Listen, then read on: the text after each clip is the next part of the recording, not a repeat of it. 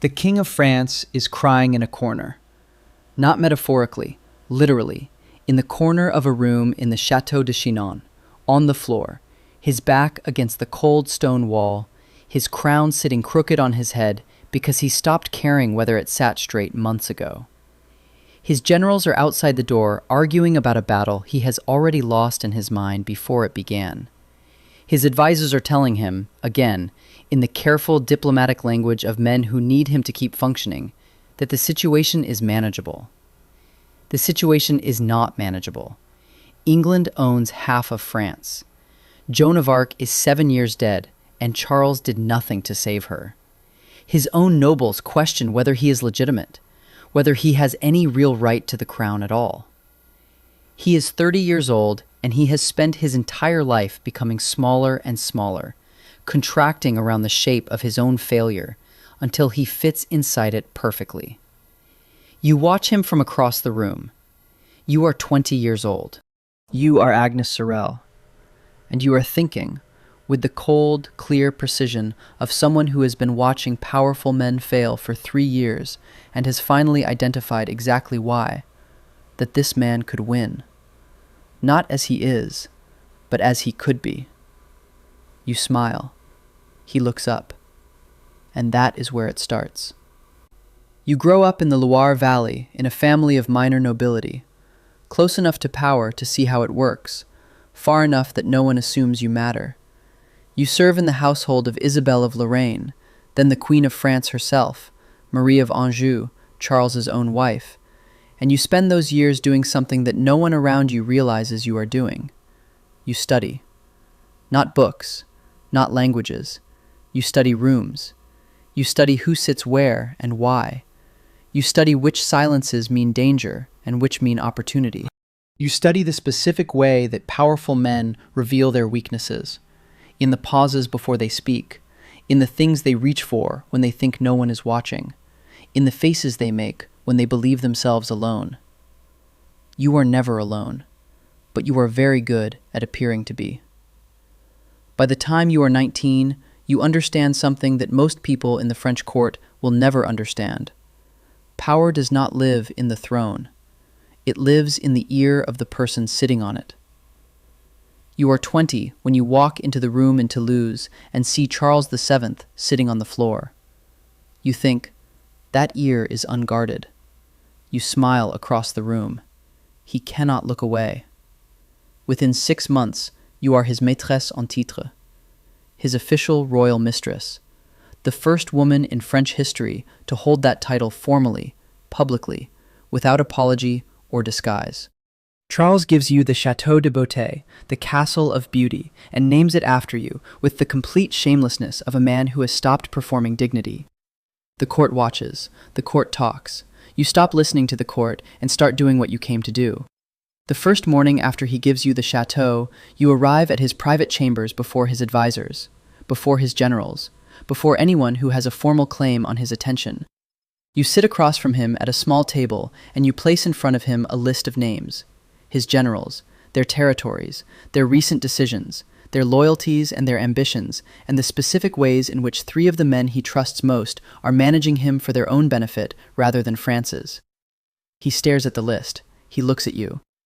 "How do you know this?" he says. "Because I listened," you say, while everyone assumed I was decorating. He picks up the list. He reads it 3 times. That afternoon, he calls a council. He is wearing new clothes. You had those commissioned last week. Richer fabric, better cut, the visual grammar of a man who expects to be taken seriously. He walks into the room differently. The generals notice. They straighten without meaning to. Something has shifted. Something has begun. But there is a problem. His name is Louis. The Dauphin, the king's own son, the future Louis XI, is 17 years old and has the cold, patient fury of someone who was promised something and watched it be given to someone else.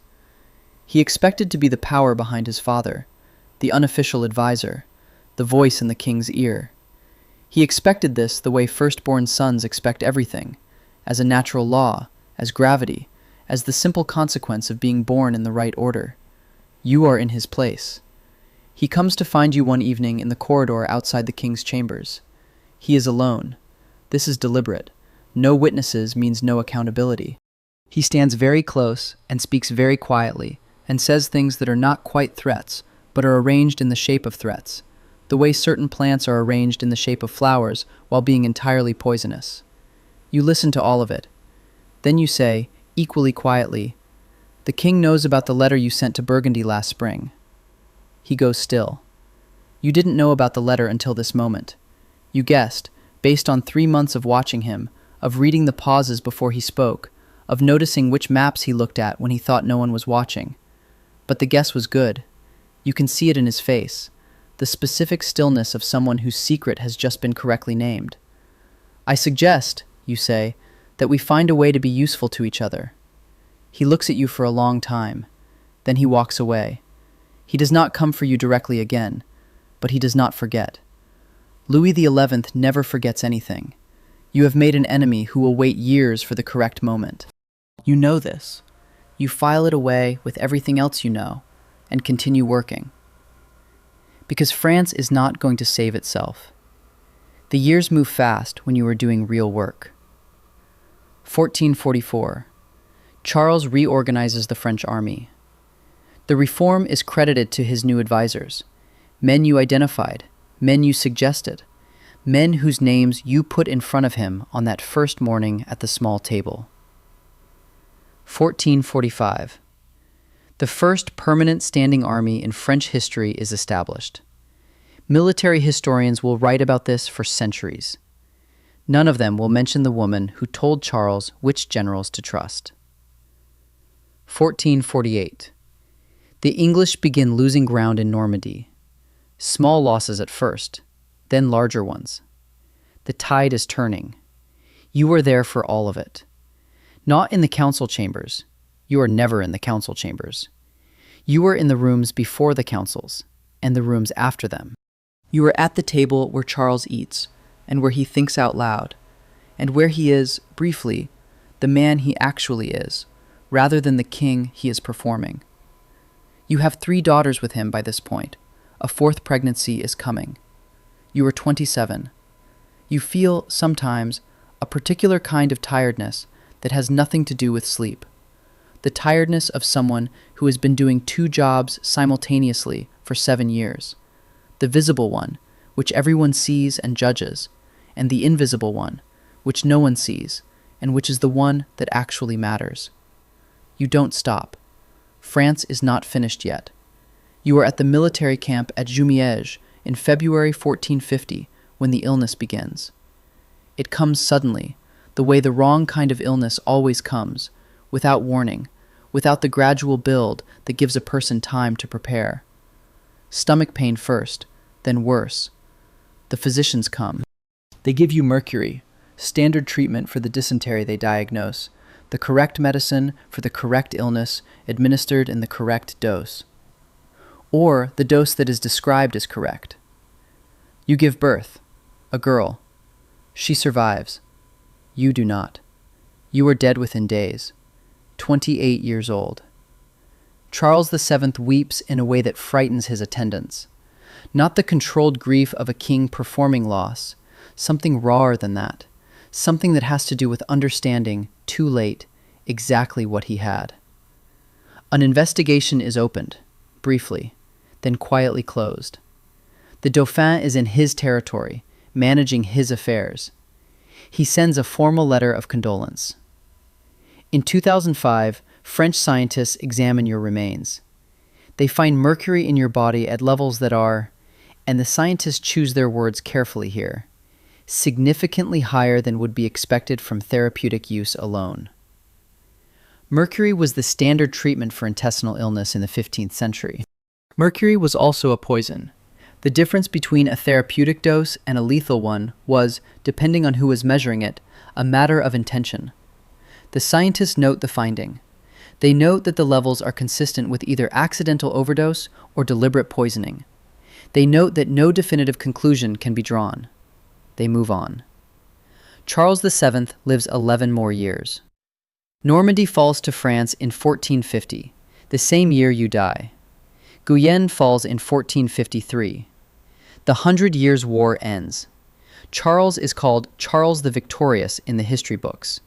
He becomes, in the final decade of his reign, exactly the king he was not when you found him on the floor in Chinon. He does not take another official mistress. He dies in 1461, reportedly of self-imposed starvation.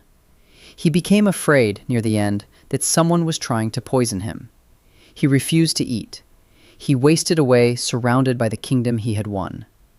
The Dauphin becomes Louis XI. He is called the Spider King. Cunning, patient, effective, ruthless.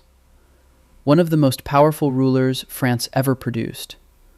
He dismantles the power of the nobility, modernizes the state, builds the France that will become modern France. He never mentions you. This is itself a form of mention. Your face is in the Louvre. Jean Fouquet painted you as the Virgin Mary, the Madonna with one breast bared, serene and slightly dangerous, the infant Christ in your arms, and the whole court of heaven arranged around you. The breast is famously, aggressively, unmistakably beautiful. Art historians have argued for centuries whether this was tribute or provocation, devotion or scandal. The painting has survived every war, every revolution, every century of France remaking itself around new ideas of what women are permitted to be. You are still there, still looking out from the frame, with the expression of someone who understood exactly what they were doing. Here's what the history books give you. A title. Maîtresse en titre, the first to hold it formally. A chateau that no longer exists. A painting in a museum.